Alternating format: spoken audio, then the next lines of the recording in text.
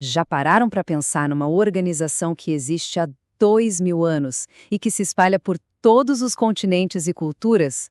Como é que algo assim se mantém coeso?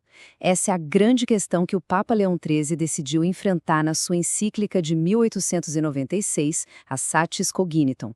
E hoje vamos mergulhar no argumento dele sobre o que é, na essência, a unidade da Igreja. A questão que Leão XIII coloca vai muito além de simplesmente ter crenças em comum. Ela vai fundo na estrutura, na autoridade, na própria natureza do que une milhões de pessoas. E a resposta dele se resume a uma palavra muito forte: unidade.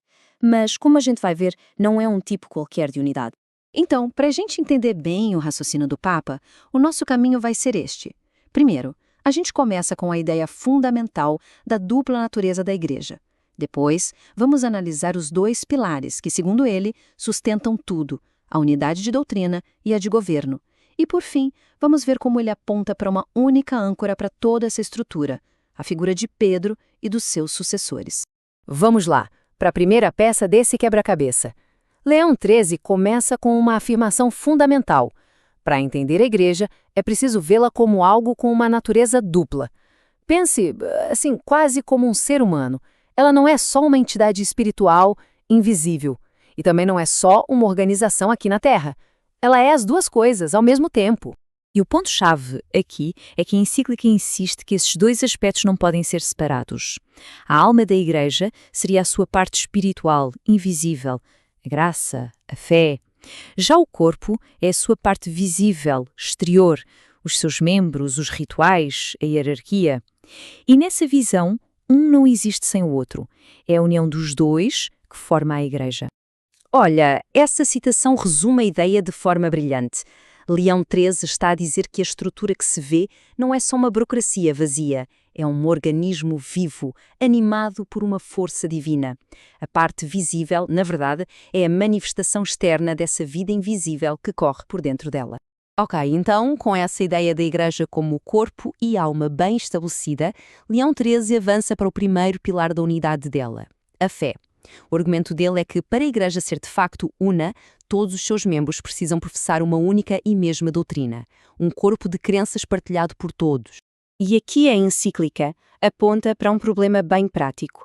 Se a interpretação das Escrituras fosse deixada ao critério de cada pessoa, o resultado, inevitavelmente, seria a fragmentação, a controvérsia, cada um com uma verdade. Para evitar isso, Leão XIII defende que é preciso uma autoridade viva, unificadora, que tenha a tarefa de ensinar e interpretar a doutrina de forma consistente para todos. Mas de onde vem essa autoridade? Bem, o documento diz que ela não apareceu do nada. Ela foi transmitida numa corrente, sem quebras. Cristo ensinou os apóstolos. Os apóstolos, por sua vez, consagraram bispos como seus sucessores, passando para eles a missão de ensinar. E é exatamente essa sucessão apostólica que, segundo o texto, garante que a doutrina continua a mesma, una, através dos séculos. Só que ter uma fé em comum é só metade da história.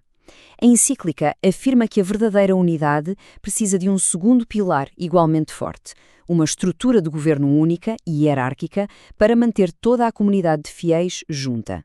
Ou seja, a visão aqui não é de um clube ou um movimento qualquer, sabe? A Igreja é descrita como uma sociedade completa.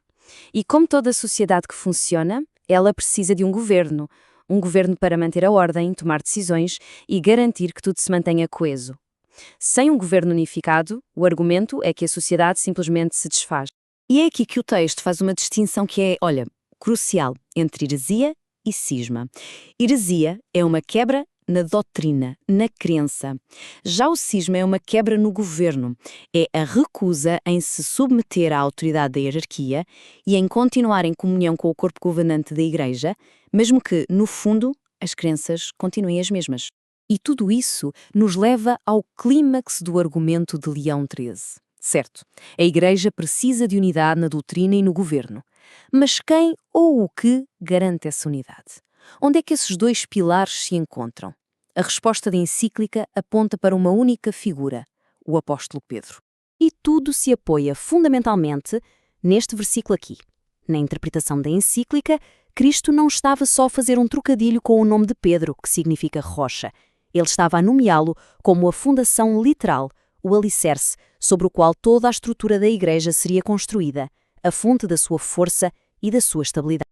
A autoridade de Pedro é descrita com 3 imagens muito fortes. Primeiro, ele é o alicerce, a rocha que une e estabiliza todo o edifício.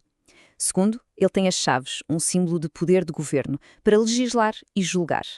E terceiro, ele é o pastor, com a tarefa suprema de guiar e governar todo o rebanho de Cristo.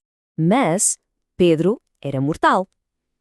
O que aconteceu com essa autoridade tão única depois da morte dele? O argumento final da encíclica é que esse papel, por ser tão fundamental, não podia simplesmente morrer com ele. Tinha que ser uma instituição permanente para que a Igreja continuasse a existir. A lógica aqui é bem direta. Se a Igreja foi fundada para durar até o fim dos tempos, então o seu alicerce também precisa durar. O papel que Cristo deu a Pedro, portanto, não podia desaparecer.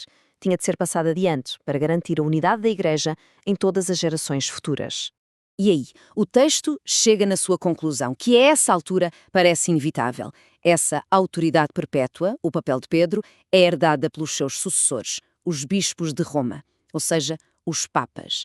O pontífice romano se torna, nessa visão, o alicerce vivo, o portador das chaves e o pastor supremo de cada geração. Então, para a gente amarrar tudo, a visão do Leão XIII, in Satis Cognitum, é que a verdadeira unidade da Igreja é como uma estrutura de 3 partes. Ela precisa de uma fé única, ensinada por uma autoridade unificada.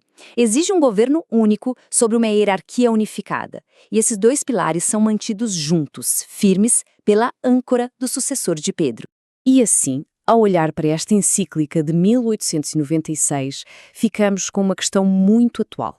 Num mundo que ao mesmo tempo é mais conectado e mais fragmentado que nunca, o que é que significa unidade para as comunidades de fé hoje em dia? O argumento de Leão XIII oferece uma resposta poderosa, baseada em autoridade e estrutura. Que outras respostas poderiam existir? A questão permanece no ar.